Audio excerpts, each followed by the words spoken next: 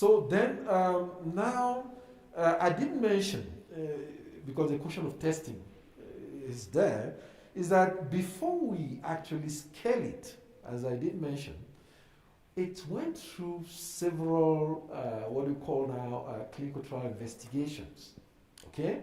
About 30,000, some 40,000 participants enrolled across the globe just to have that diversity. Okay? And those are the steps, that testing, if I put it very simple that way, that will allow us to say, yes, this vaccine is good, and then we can actually get emergency use authorization for us like to have now probably been vaccinated. I think that's the question here. So the answer, that's the answer here. But to be straightforward, it's not an automatic cure. Okay. So we've seen countries like Israel. They have rolled out really. I think that's actually commendable. COVID-19 vaccine in the country, but we still have among those at least that received the first shot, 0.04%. It's very low, but it's still there. That actually got infected after that first shot, and then we're still looking at it after the second shot. So the point here is not a cure. Yeah. And then second, they have gone through, if I look at the essence of the question, through total clinical trials and investigations before they actually being administered to human. The other interesting question from Mate asking if the vaccine really works. Aren't people going to develop immunity against the virus? And if so, is there a need to continue wearing masks? I think partly you answered that we need to continue with the preventive measures. That's why I have my mask here. Even if there's a vaccine, we still have to, because there's still a risk. There's no risk zero. So there's still a risk there. Yeah. Yeah. Amazing. So Aurelia, I'm coming to you with a question from Tabiso asking, Africa is receiving vaccines already. How ready is the continent for the rollout? Thanks. It's an excellent question. There are a lot of steps that need to be taken to have a successful vaccine rollout. For each country, there needs to be in place what's called a regulatory approval, so making sure that the country has given authorization.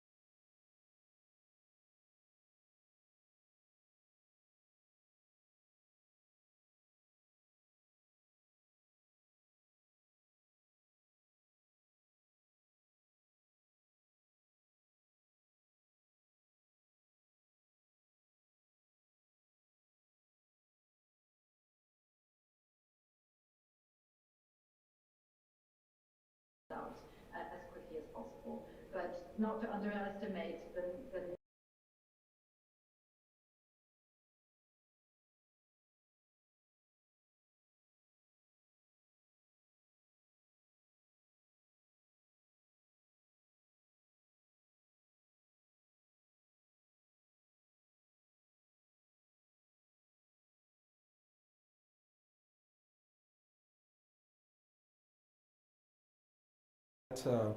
Africa CDC, the African Union, we're also working before a vaccine introduction. So as you are aware, we've secured over 670 million vaccine doses as part of this effort.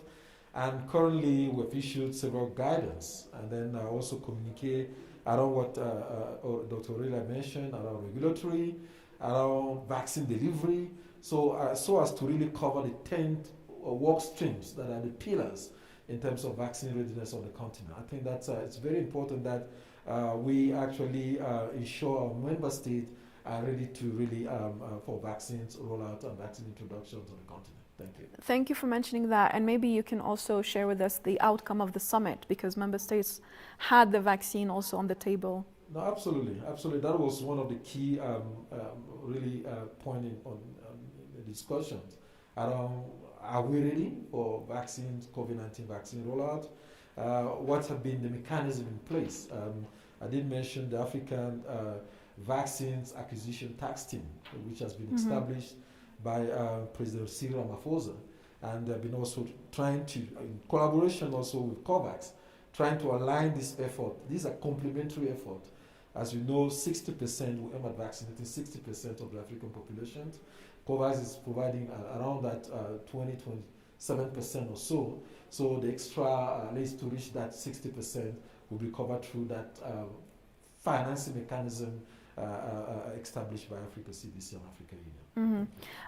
I want to also maybe continue with you, Doctor, on this interesting question from Na, and I assume from West Africa, and saying that what if the third wave is more dangerous than the first two waves, and if it doesn't respond to the vaccine or we don't have the rollout on time, what is the backup plan for governments?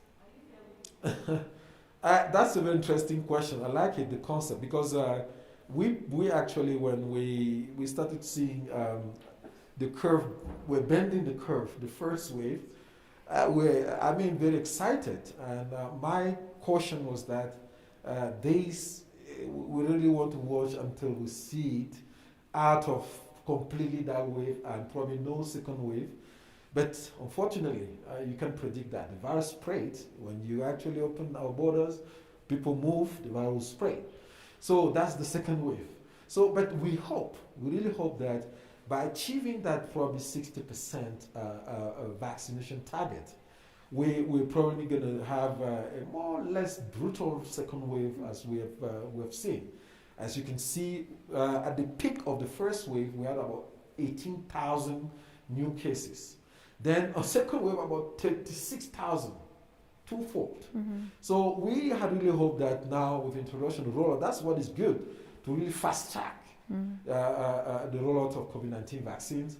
This will be less really, that's the way I see it, will be less really probably brutal as the second wave. Hopefully that's what we expect. So the plan is really within 12, 24 months, let at least achieve 40-50% coverage, at least to avoid that. Yeah. Hopefully we will go as planned. I want to go back to Aurelia and ask more about the access to vulnerable communities, refugees, migrants, women, all these groups that a lot of young people talk about, people with disability and so on and so forth. The groups where young people talk about the access, and these groups or communities have already been left behind during the pandemic response. So let alone now with the vaccine, what's going to happen? Absolutely, and I think that's a very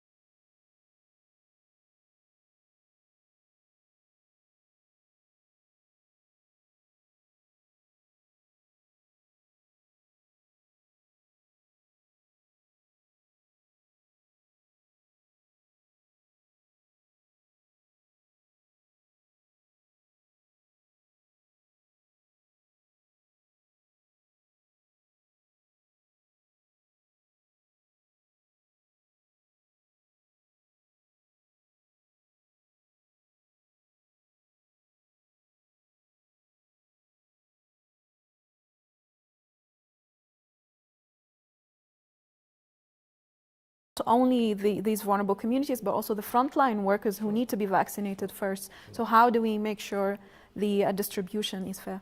No, I think that's a very interesting question.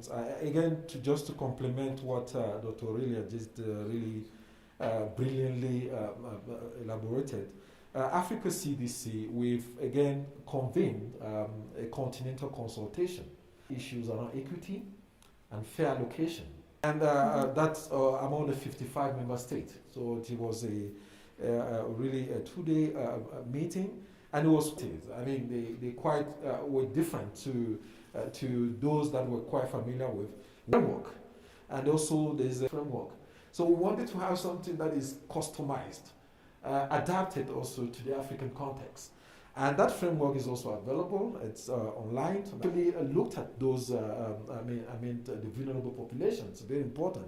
And sometimes they're really neglected, you can put it that way. So, but what we could actually briefly summarize there is that, yes, of course, the healthcare workers, we all agree that's the. Then the second, if you look at the demographic in Africa, really, we have, if you look age above 65%, if you look at the National Bureau of Statistics, it's usually less than 5%. And this could be a target, at least in terms of prioritizations.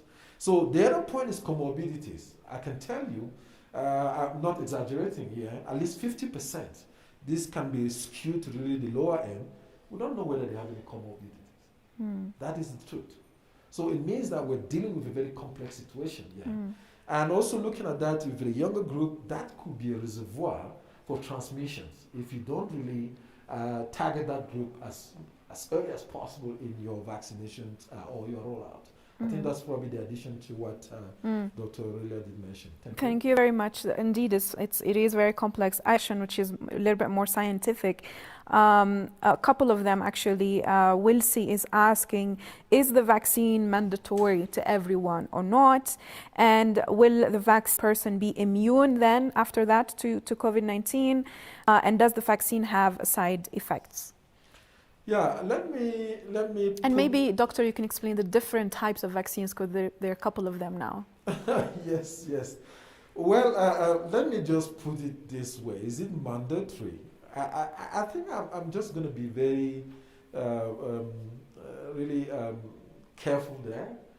The first, it depends on because having a very diverse group of participants is good. That will clarify that. Okay, so we've looked at. First, the prioritization, good. Then you know that pregnant women and then children, so there are groups that we haven't. Some of the vaccines probably in clinical trials didn't have enough data for those above 65, you know, those at age above 55, 65. Question, basics, like yellow fever, okay? You will not travel across the globe, you don't have a yellow vaccination card. And this might be a requirement at some point. We've already seen requirement. Some airlines have also stated that COVID-19 vaccination and let's say certificate, something like that. So I think it's good. It's time that we start thinking. You know, if we want to reopen our economies, and you're all aware of what it is: save livelihood, save our economies, and then reopen our borders. It's quite going to be important that we're vaccinated, at least for those that will be in the prioritization. I mean, on the queue for that. Now, I think you always have in those clinical trials, in those side adverse events. Okay, it could be minor, it could be completely. So, but at least there's some. It could be headache and then few. But that would not be enough to overweight the benefit of vaccinations. Very important that we keep that in our mind. You and myself all here, the crew. How many vaccines have we received? I mean, maybe 5 minimum, some even 10. Okay, we're still alive. That's why we're alive. That's why we're stronger. And because that builds your immune system. Okay, and then that's the reason why we need vaccines. Okay, without a vaccine, you're vulnerable. You can easily get the virus and then get infected and then probably get complete. That's the beauty of the vaccines. And then also, it's not the first time. I keep on repeating this one. That you are having to encounter vaccines, okay? Now it's COVID-19. Probably next time will be another virus. Then the story will change. And so my kind of message here, I'm going to encourage everyone to go out there and then if it's time to get vaccinated, let's get it, because that's extra layer of protection, that we provide to our youth. There was even an argument that Africans maybe have not had a lot of rate of infection because they had a lot of vaccinations around different waves. Is that a rumor or is that a fact? Well, I mean, it's really. I'm not. These are speculations, but the good point is that when vaccines are designed, okay, they are designed based on specific target. I mentioned, like you're having, we'll call them antigens, okay? Mm-hmm. They are built specifically to produce or to generate, to elicit a response, okay? So if you've had several, I've had TB, we've had even malaria, we've had several other things that actually confer protections, and then, those are anecdotal. We don't have data. You know, in science, you really have to be evidence-driven. I want to see that okay, this is what happened, and then, so those are data. It's not really based on really scientific evidence, okay? Antigen that actually, as part of the immunization, the inoculation, will generate. The world came to a standstill when a pandemic hit our cities. It was caused by a deadly flu, and it was declared a global health emergency. Hundreds of cities were impacted. Global economy crashed as the pandemic spread. What was the term? Prospect. When will it be available?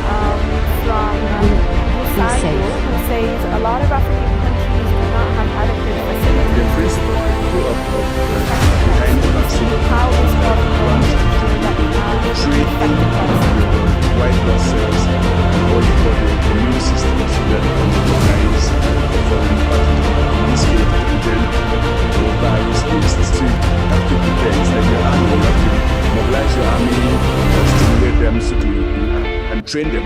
So what these vaccines are doing is they are training your white blood cells, your immune system, so that they are ready. The day you are exposed to this virus, they can immediately move into action, and then that's the principle. So how do you train them?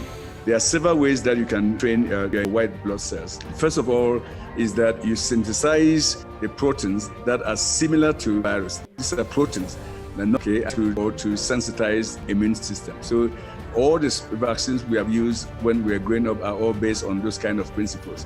Okay, you either call it protein subunits vaccines, so that they are proteins that you design it based on what you learn from the virus. Now, in order to deliver the vaccine into the human body, you need the vaccine to be carried.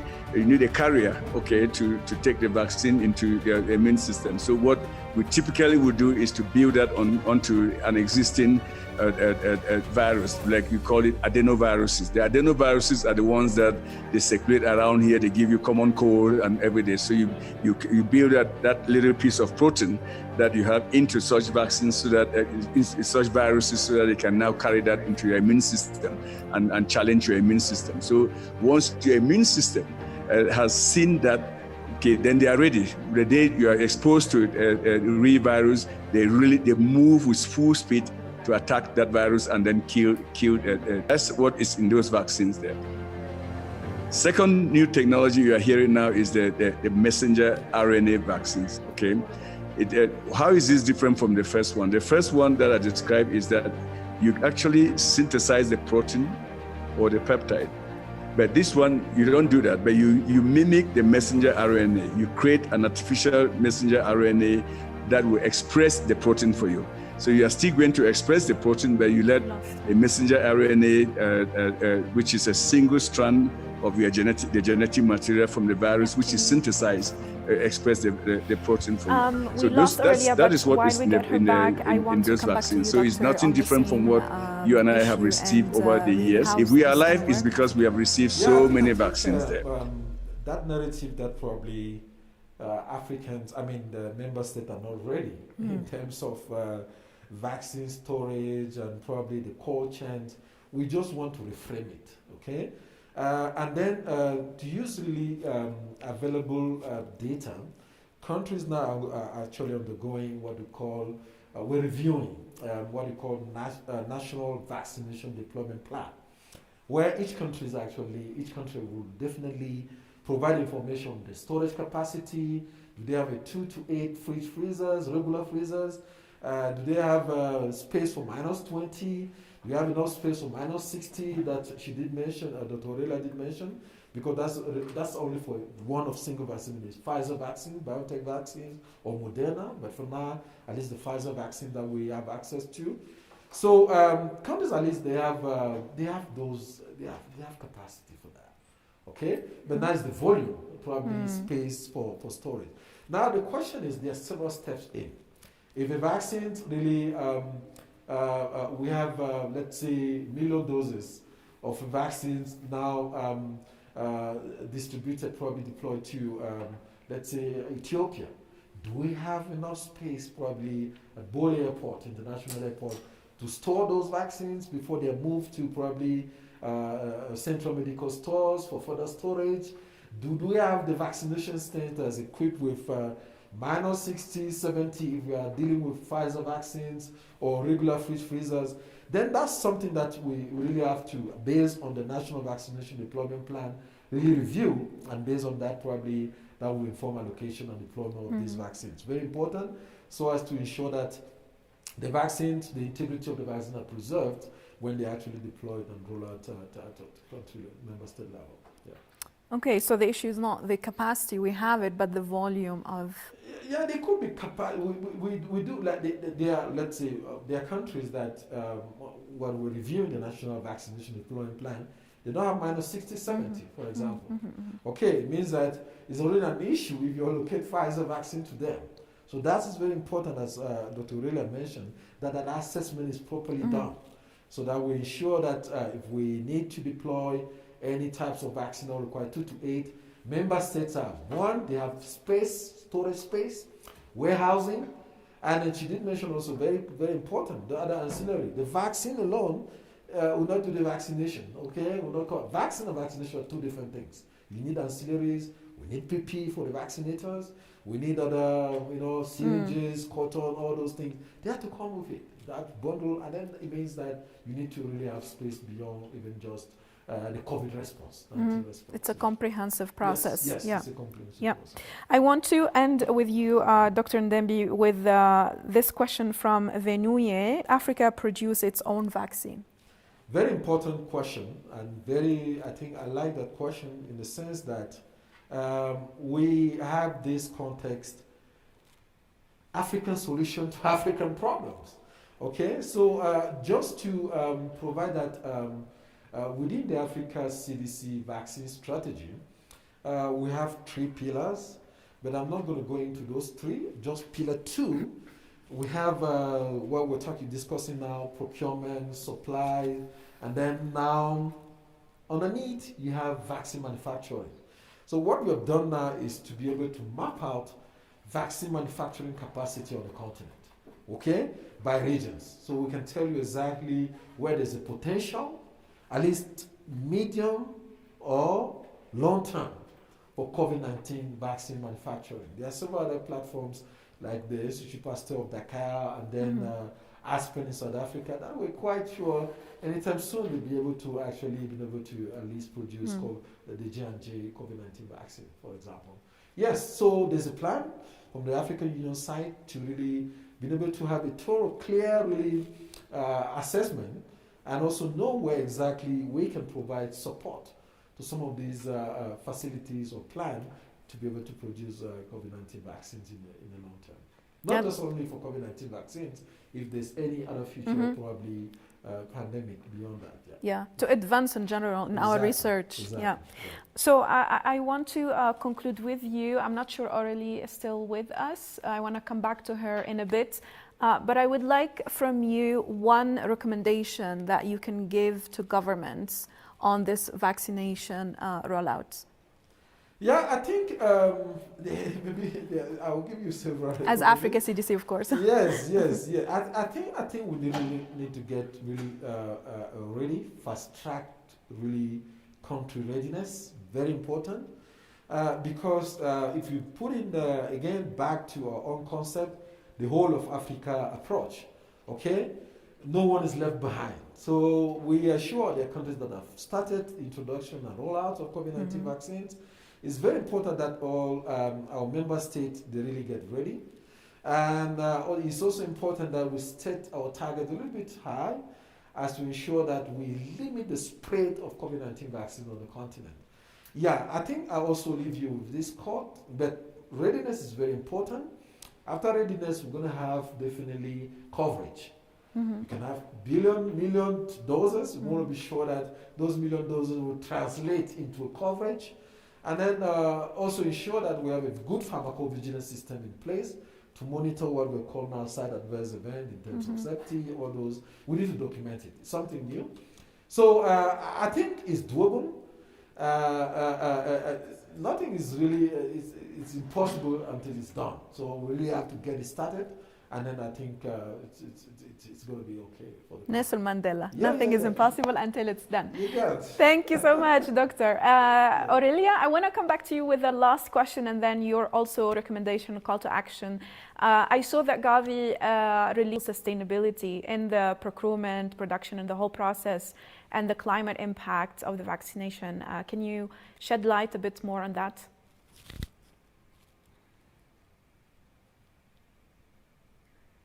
Thank you. So environmental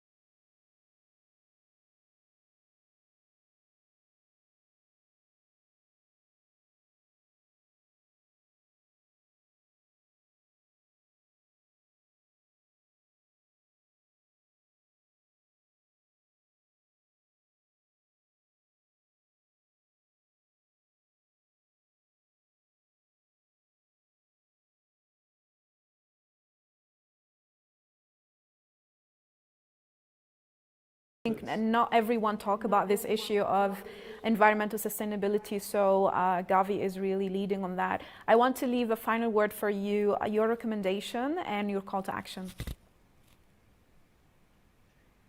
Thank you very much, Aya, and it's been really a great discussion, and thank you as well.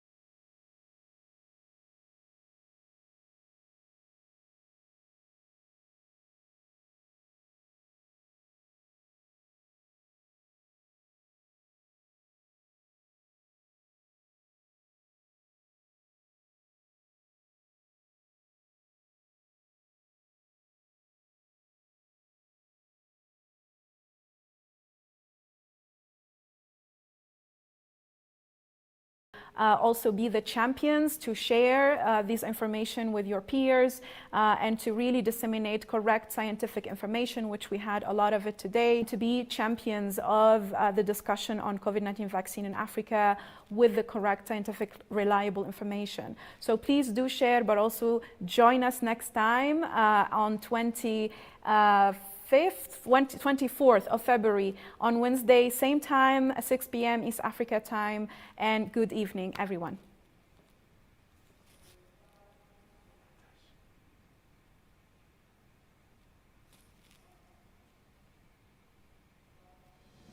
The world came to a standstill when a pandemic hit our cities. It was caused by a deadly flu, and it was declared a global health emergency. Hundreds of cities were in lockdown. Global economy plunged as the pandemic spread. All eyes have turned to the prospect of a vaccine. When will it be available? Will it be safe?